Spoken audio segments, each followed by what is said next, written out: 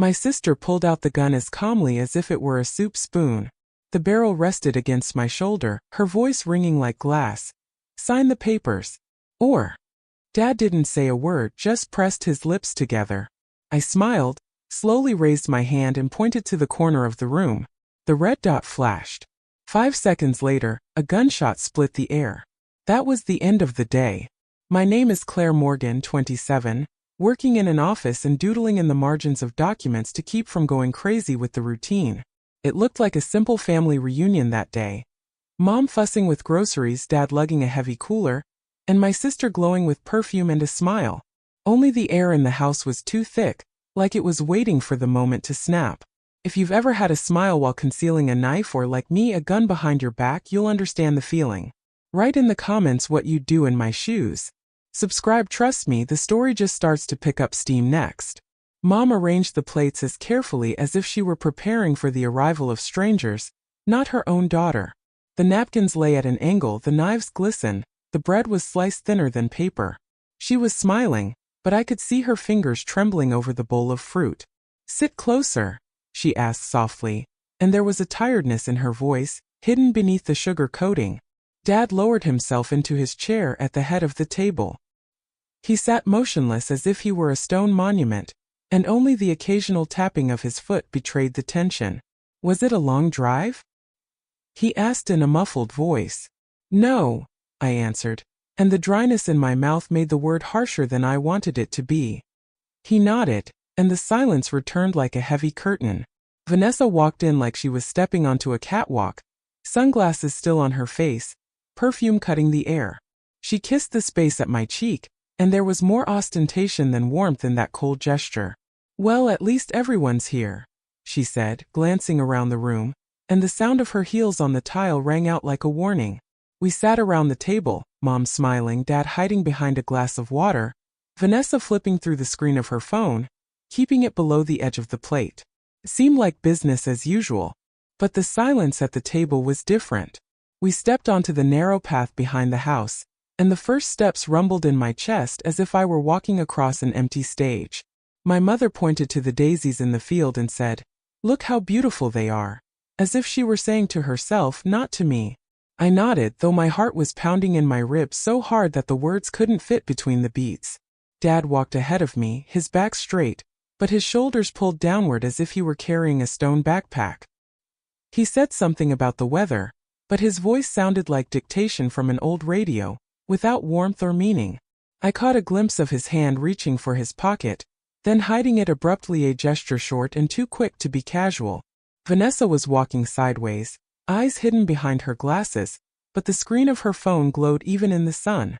She swiped her finger down, smiled at something on the screen, and immediately made her face indifferent again, as if glued.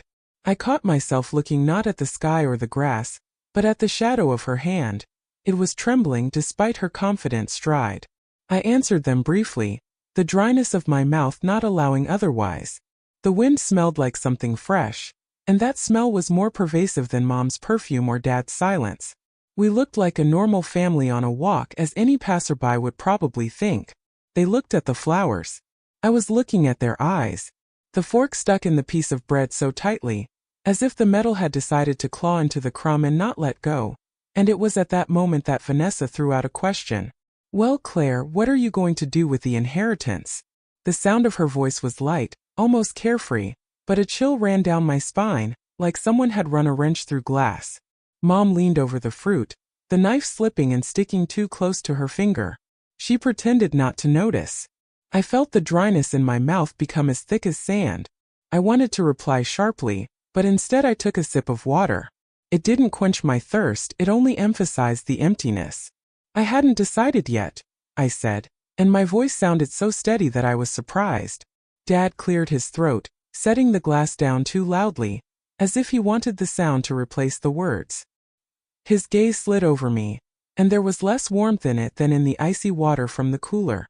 "Family should share," he said softly, like he was quoting someone else's commandment. Vanessa leaned back in her chair, playing with the rim of her glass with her fingernail. Her smile twitched, and in an instant I saw in it what she usually hid. Impatience, greed, irritation. I shifted my gaze to my mother. She was still slicing apples, but the pieces came out uneven, breaking under the knife. That's when I realized, we didn't come here just to eat sandwiches. Vanessa pushed the plate away so sharply that the water glass shook and left a wet circle on the tablecloth. Come on, her voice was light, almost playful, but there was steel underneath. We want to show you something. I felt my shoulders grow heavier, as if a wet blanket had been placed on them.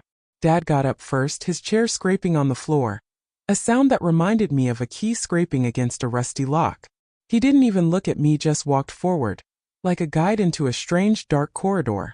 We moved down the narrow hall, the walls too white, too empty. I could hear my sister's heels clomping behind me, each clack like it punctuated a sentence I didn't understand. "Moms get more fruit" was still ringing in my ears, and the dissonance made my fingers feel as cold as ice. Dad pushed open the door at the end of the hallway. The room greeted us with silence and the smell of dampness. There were no pictures, no signs of life, just a table and 2 chairs. Nothing hung on the walls, as if this corner existed for one single act. Vanessa stepped inside first, smiling the way one smiles in a photograph for documents. Straight, without a soul. There were papers already waiting on the table, too neatly laid out. The first thing that hit my nose was the smell of paper, dry, heavy, like a clerk's office where people leave their fates under their signatures. The sheets lay perfectly flat, as if someone had stroked them with the palm of his hand. I sat down and touched the edge with my fingers, and the roughness reminded me of sandpaper. "It's just a formality," Vanessa said, sliding her palm across the table as if she were stroking her own trophy. I turned the first page. Small text, line by line. A waiver of rights. Transfer of the entire estate. Not part of it. Not a share. All of it. My mouth felt dry, my tongue felt stuck to my palate, and even my breath sounded louder than I wanted it to. "Are you serious?" My voice rang like steel on glass. "You think I'm going to sign my name and walk away light?" Dad was silent at the door. Only his fingers clenched on my forearm, so hard his knuckles turned white. Vanessa leaned closer, her perfume hitting my nose with a cloying sweetness.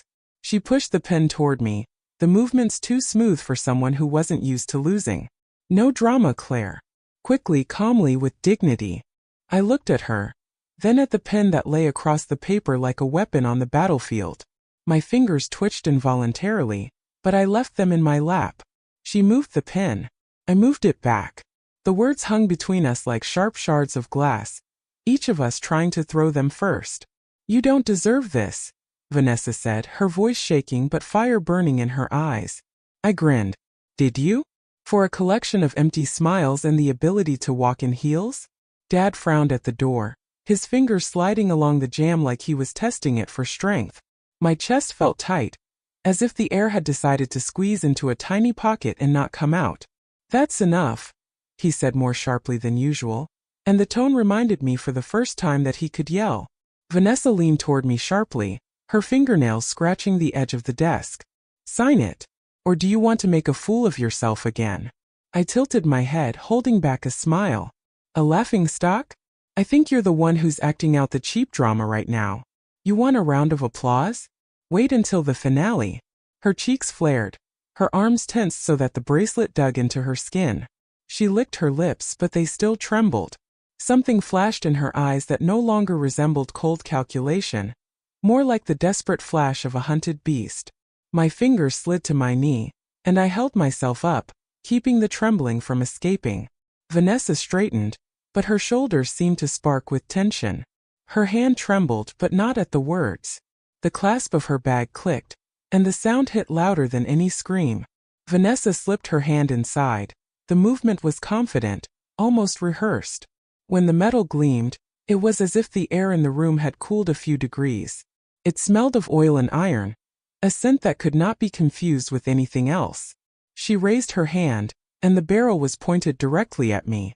The skin on the back of my neck felt cold, like someone had run a blade across it. My fingers trembled, but I put my palms on my knees to keep them still. "Sign it." Her voice was low and taut, like a string ready to burst. "No," I said, and the dryness in my mouth made the word rough. Dad stood motionless at the door. Only his chest was rising and falling too often, giving away that he could hear everything, see everything, and still not say a word. I felt my shoulders stiffen. Don't move, don't give in. Vanessa gripped the gun tighter. Her knuckles turned white. She stared at me with an anger so intense it was like she was trying to shoot me with her eyes. But there was panic in that anger, tiny, barely perceptible, but I caught it in the trembling of her wrist. That's when I smiled for the first time. I slowly raised my hand and nodded to the corner of the room, where the white wall looked immaculate. A tiny black dot disturbed its smoothness. The red light flashed faintly like a breath in the darkness. Look, I said quietly. Vanessa jerked her head up, her hair shining, her glasses sliding down on her forehead. Her face paled as sharply as if her blood had been drained from her. What's that? A camera? Her voice trailed off, and for a moment she looked not like an older sister but like a frightened child. Daddy at the door remained immovable, but I noticed the twitch of his apple of his eye as he swallowed. He stared back and forth at me and the red dot, and the silence was heavier than any accusation. Vanessa scurried closer, aiming the barrel not at me but directly at the lens. Turn it off, she almost shouted, but her voice trembled like a string under her fingers. I can't, I replied. It's working. The smell of oil from the gun mingled with the musty dampness of the room, and I felt the walls move closer. She raised the gun higher, the trembling in her hands impossible to hide. The red light flashed and it was clear. There was no way out. The shot tore through the room like lightning striking the closed walls. The rumble hit his chest, echoed in his temples, his teeth rattled in his gums. The air smelled of cinders, a thin thread of smoke that stretched from the barrel to the ceiling. Vanessa froze, holding the weapon with both hands. Her eyes widened as if she saw her own nightmare in the reflection. Why? She whispered, and there was more horror in that word than anger. I looked over to the corner. The red light of the cell was still on, small, mocking, beyond the reach of her weapon. Dad exhaled as sharply as if he'd never breathed before. He didn't say a word, but his palm slowly moved off the jamb, leaving a white trail of tension. There was a clinking sound in the kitchen as Mom dropped the spoon, and it was a sound that pierced the silence more than a second gunshot.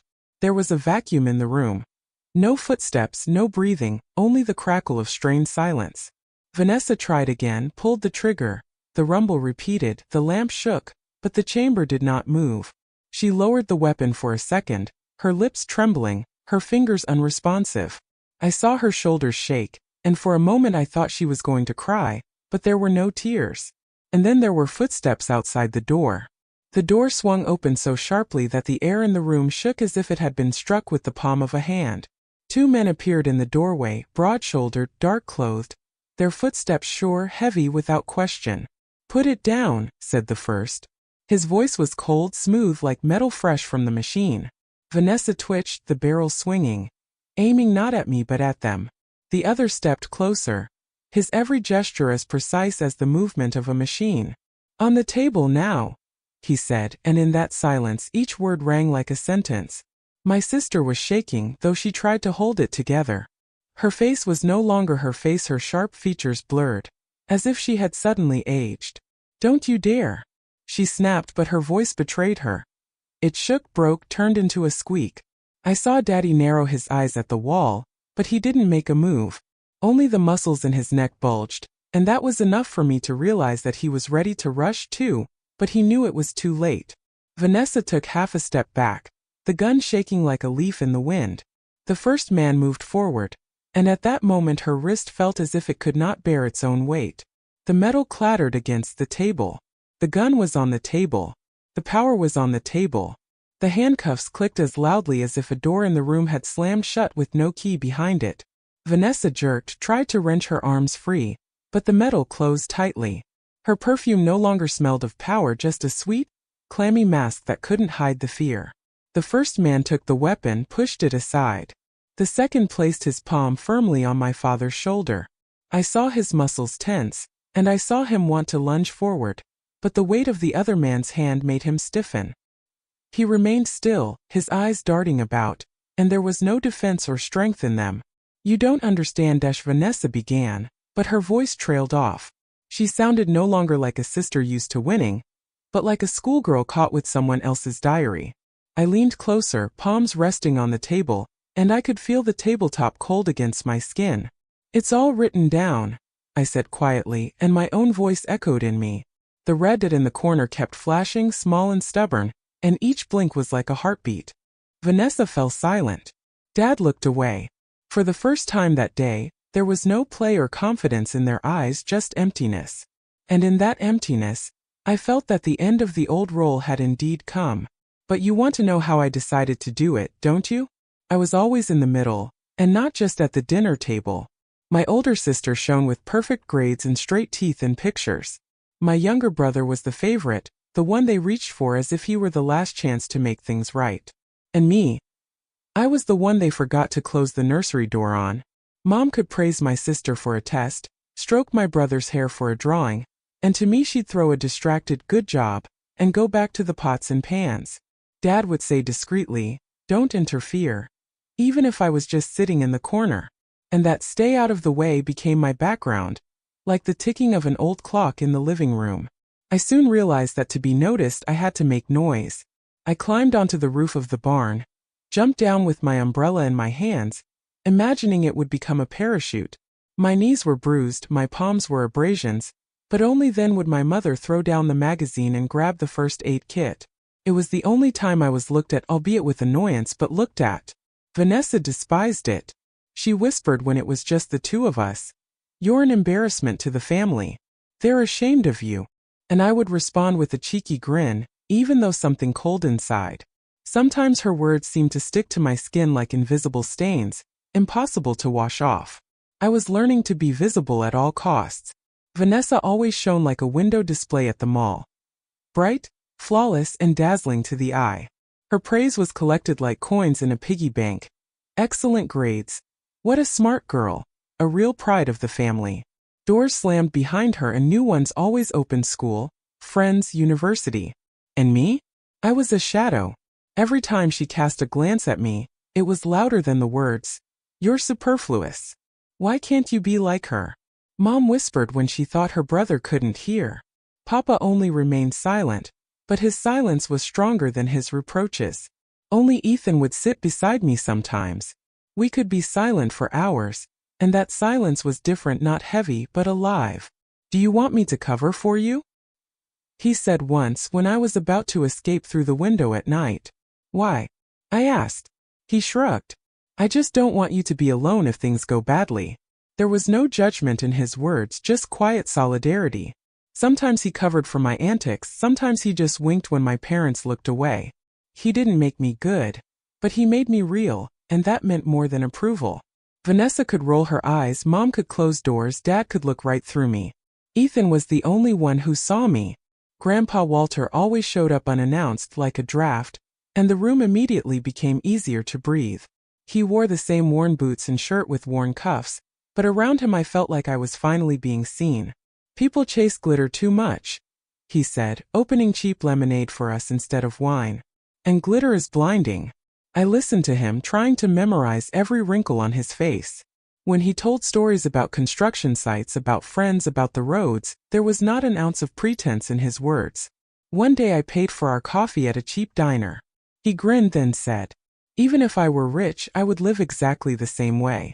Because when people find out about money, they stop seeing you. They only see the wallet." I rolled my eyes then, pretended I didn't believe it, but inside, those words scratched deeper than I wanted them to. With him I didn't have to pretend. I could be silent and he'd still understand. I could be angry and he'd just snicker like that was part of me too. He was the only one who didn't require a mask. I used to laugh at him back then. Then I stopped. The carpet in the office smelled of old dust and coffee, and the chairs creaked as if they resisted every movement. We sat in rows like schoolchildren in front of the principal. Mom was rubbing her purse, Dad was staring out the window, Vanessa was filing her fingernail, not hiding her boredom. The lawyer adjusted his glasses, opened the folder. The words flowed one after another. Legacy. Property. Bequest. No one was really listening. I felt my fingers clinging to the edge of the seat, though I expected to hear only formalities. "Walter Henderson leaves everything to his granddaughter," he said, and suddenly there was no air in the room. "To whom?" Vanessa looked up sharply. "Claire. Everything to her." Mom dropped her handkerchief. Dad looked away from the window, as if only now he saw that there were walls in the room. It's a mistake, Vanessa hissed, her laughter sounding taut as a broken string. He didn't have anything. The lawyer looked up. The appraised value is $8.5 million. I sat there as if tied to a chair, unable to swallow.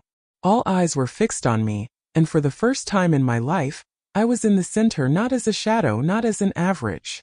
Only now that light was a spotlight, not the sun. The silence in the room grew louder than any scream. Mom was the first to speak, her voice shaking, but not from tears, but from anger too long held back. It's not fair. Dad and I lived our lives by his side and she gets everything? Dad tapped his palm on the armrest. I'm his son. This should have passed to me. The veins on his temples swelled, as if the words were being pushed out from within by the force of the blood. Vanessa laughed short and evil, as if that laugh was the only mask to hide the rage. Claire? Really? It's not like she's accomplished anything. Her only accomplishment was running away from her family. She leaned forward, almost touching the table, and her fingernails scraped the wood, leaving tiny white scratches. I could feel my cheeks burning, even though my hands were ice cold. My heart was beating too loud, and it felt like the whole office could hear it. They were all staring at me, as if I'd taken the air from them, and now I was the only source of oxygen. He was wrong, Mom whispered. He couldn't have wanted this. He knew what he was doing, I said quietly, and my phrase sounded louder than all their accusations. In that moment, for the first time, I was the center of attention, not as a backdrop, not as a rebel, but as the axis around which their world revolved. And in their gazes I could clearly see greed, rage, and resentment intertwined into one. I knew they wouldn't stop here. The phone rang late in the afternoon, and Ethan's voice took my breath away. He spoke quickly, as if he was afraid someone was eavesdropping. I heard them. They were discussing you. Don't trust them. Don't go alone. His words pierced me sharper than any knife. I sat on the edge of the bed, fingers cold even though it was sweltering around me. Doubts rolled inside like stones. Maybe he was exaggerating? Maybe they're just mad? But I knew the family rarely stopped at words. In the morning, I met with two people recommended by an acquaintance. No formalities. Stern eyes, short phrases, hands used to the job. We can put up cameras. We can be close by. But the decision is yours. I nodded. My voice nearly broke, but I said, do it. As they set up the machinery, I stood in the doorway and smelled the metal and plastic, heard the quiet clicks of instruments. It all seemed unreal, like I was watching a movie about someone else's life. Ethan called again. Are you sure? Yes, I answered, and for the first time in a long time the yes was firm. I knew they expected me to show up weak, confused. But this time I was going in differently. I was going in toward them and toward myself. The courtroom smelled of paper and cold metal, and every clang of the gavel sounded louder than my own heart.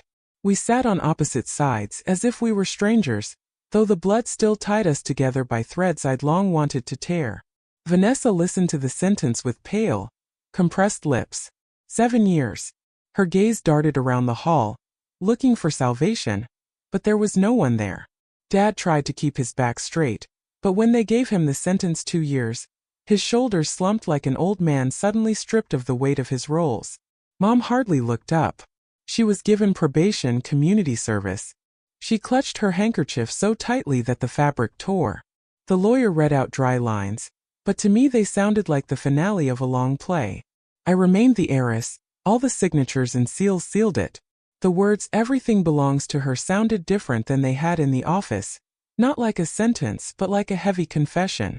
When I left the hall, the street was buzzing with life. Cars, conversations, the smell of coffee from the nearest shop. Everything was ordinary, and that's what was most overwhelming. No one knew that my old world had just crumbled. Freedom was not a gift, but an empty space to be filled. 5 years later, I wake up not to a scream or keys scraping in the lock, but to my daughter's laughter in the next room. Our house is quiet, the smell of toast and coffee merging with the morning light. And it's a silence I want to stay in. My husband grumbles about not making it to work on time again, and I smile. These are our little things now, not someone else's wars. Millions have not turned me into a trophy doll. I invested them for the future. Foundations, investments, a small trust in my daughter's name. I realized, wealth isn't about shouting about it, it's about hiding it like an anchor underwater. It holds but no one can see. Sometimes I still allow myself luxuries. A trip to Rome, a night in a hotel by the sea, where the windows overlook the sunset. But more often than not, the joy comes from the simple, from being able to go for bread without waiting for the stares of judgment. Ethan calls me once a week asking about my niece. His voice reminds me, I'm not alone, I still have a real connection. He is proof that not all of the family was poison. I close my eyes and think, it all costs too much. What would you do with millions if you paid for it with family?